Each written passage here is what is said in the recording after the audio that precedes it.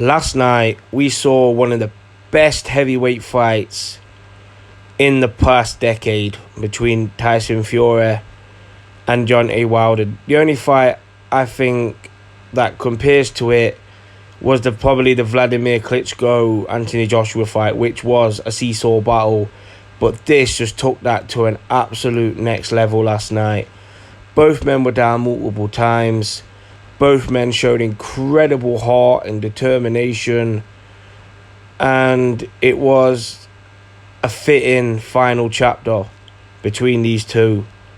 Both guys really fought their heart out. Both guys really tried to get the victory. And Tyson Fury was the one who came out on top in the end. And Deontay Wilder, he showed incredible heart. I'm not going to kick the guy when he's down. He tried. But, Tyson Fury was just too big and too strong, to quote the great Carl Froch.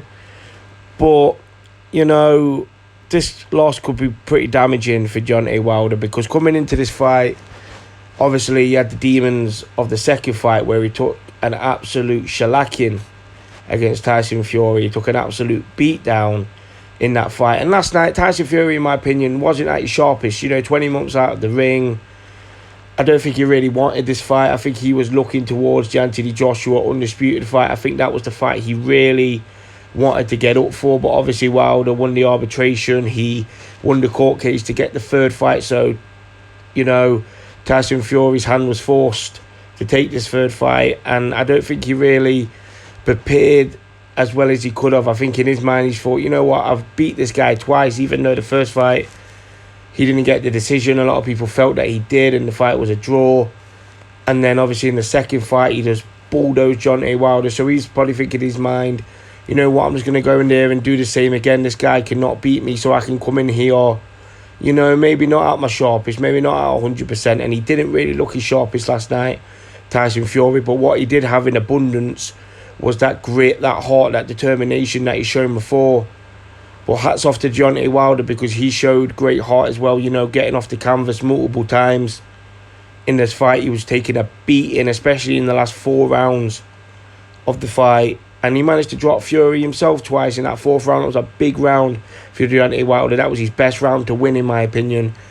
Tyson Fury, this is where I'm saying when I'm saying he don't look the sharpest last night, he didn't look the sharpest, because Tyson Fury walked on to a big right hand from Deontay Wilder. We didn't see him do stuff like that in the second fight, but in this fight, he walked onto a big right hand by Deontay Wilder, and it totally took Tyson Fury's legs away, and he was dropped heavily in the fourth round. He got back up to his feet, but then he was put down again seconds later. And in typical Tyson Fury fashion, he got back up, And luckily, there was 10 seconds left in the round, so Deontay Wilder couldn't get a finish against Tyson Fury, because I'm thinking maybe if there was a minute or so left in the round, maybe Deontay Wilder could have pulled it off. But, it is what it is. And Tyson Fury went back to his corner, came out in the fifth round like nothing had happened, really. Well, he was a little bit more tentative in the fifth round, in my opinion, Tyson Fury. But as the rounds progressed into the sixth and the seventh round, he did manage to pour it on a little bit more against Deontay Wilder, and he really turned the tide in his favour. He was starting to bust up Deontay Wilder in there, especially in the 7th, 8th, 9th round. And a lot of people were thinking maybe Malik Scott should have threw in the towel, after all the talk that Deontay Wilder said about Mark Breland throwing in the towel in the second fight, saying that he was against him, that he betrayed him and stuff like that. Maybe Malik Scott should have showed the same compassion. But what I'm thinking is that before the fight, Malik Scott was probably given strict orders by Deontay Wilder not to throw in the towel by any means necessary, to let him go out on his shield. And I think Malik Scott respected that. But at the same time, I think it's a little bit selfish to put it on your trainer to say, look, do not throw in the towel whatsoever, because, the trainer's there to protect the fighter. If he feels like the fighter's getting beat up and he's not going to win the fight and he's just taking unnecessary damage, to the trainer, in my opinion, has the right to stop the fight. But Malik Scott was probably thinking, I can't throwing the towel here. I got to let this guy go out on his shield like he wants to. And you know what, Deontay Wilder got that. He managed to go out on his shield last night because in the 10th round he was dropped heavily. I was thinking, you know, he probably could have got stopped in that 10th round. Like, maybe the doctor could have stopped the fight, or the ref could have stopped the fight in the 10th round, because he was just taking a pure beating. That was a big shot that he took in the 10th round. You know, Tyson Fury ducked under, slipped, hit him with a great shot, and he went down heavily on his knees. Like, you know, he was badly hurt, but he came out for the 11th round bravely. But, you know, he could barely stand up at that point. Deontay Wilder, he was bleeding again from his lip, from his ear. You know, he had eye damage, and he was just taking a shellacking. And Tyson Fury put the cherry on top of the cake in the 11th round by hitting Wilder with a great shot that caused Deontay Wilder to face plant onto the canvas, and the referee, Russell Moore, just waved it off there and then, because, you know, he was finished, he was done, he was knocked out. Tyson Fury retains the WBC and lineal heavyweight titles. But, you know, where does Deontay Wilder go from here? At 35, 36, does he have the desire, especially after two humiliating defeats? I know down the line, I think people are going to respect Deontay Wilder for his heart in this fight, especially because he kept getting back up, he showed his grit. But at the moment, Deontay Wilder's ego is probably shattered. His self-doubt about himself is probably going to kick in, and he's probably going to ask himself some questions now. Does he really still want it? Because at 36 years old, he's not going to learn anything new, and he could still be in some great fights. He could still fight guys like Andy Ruiz or Robert Helenius even, who was coming off a great win against Adam Kownacki last night in their rematch. And there's fights out there for Deontay Wilder. He's still a name in the heavyweight division. He's still a guy who, you know, has incredible punching power. We saw that last night. Even though he lost, he still managed to put Fury down again. And, you know, he's still a guy who can really cause some damage in the heavyweight division. But it's just about the desire now. Where is he going to be mentally after these humiliating defeats? So, you know, it's all down to what Deontay Wilder wants to do now. But as for Tyson Fury, you know, he obviously has that mandatory looming over him.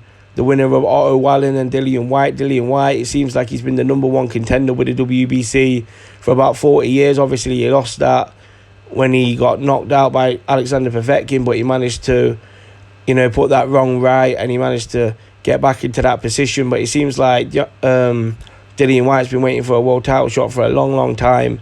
So it's long overdue, and I hope Dillian Whyte gets the world title shot if he gets past Otto Wallin, who is a very good fighter himself, a guy who fought Tyson Fury already, a guy who came in to fight Tyson Fury as a bit of an unknown quantity, a guy who they thought was just going to be like another Tom Schwartz who they could bowl over. But no, he came in there with a lot of determination, Otto Wallin, and he caused a bad cut on Tyson Fury, and anywhere else in the world that fight would have been stopped that night. And Otto Wallin probably would have became the lineal heavyweight champion of the world. But, you know, he didn't get the victory that night, but he's coming off two decent wins against fringe contender Travis Kaufman and former two-time world title challenger Dominic Breazeale. So that'll be a good fight between Wallin and Dillian Whyte. I'm looking forward to that fight at the end of the month. And obviously, people are going to talk about, should Fury fight the winner of Usyk and Fury? Not Usyk and Fury, Usyk and Joshua. That's a fight that people would like to see. An undisputed fight is still out there. As long as Tyson Fury holds on to the WBC title, then, you know, he's the final piece of the puzzle of whoever wins the fight between Alexander Usyk and Anthony Joshua, because they will hold 3 world titles, and Tyson Fury is the missing piece to the puzzle. So hopefully we get to see some big fights in 2022, some great heavyweight fights. But I don't think that fight that we saw last night is going to get matched anytime soon. But, you know, heavyweight boxing is so good nowadays. It's so competitive, in my opinion. And I know a lot of people say this era isn't a good era for heavyweight boxing, but we've seen some great fights over the past couple of years. Obviously, the 3 fights with Deontay Wilder and Tyson Fury have been very exciting. Anthony Joshua, Vladimir Klitschko, they were good fights. Andy Ruiz, Anthony Joshua, the first fight. You know, Dillian Whyte, Alexander Povetkin, that shot knockout, we saw that time. You know, the heavyweight division is still a very good division. It's still a glamour division in boxing.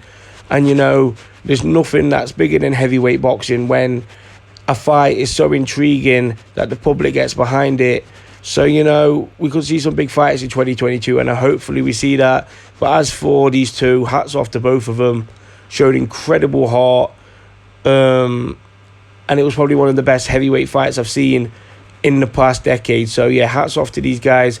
Comment below in the comment section. What did you guys think of the fight? Did you enjoy it? Comment below.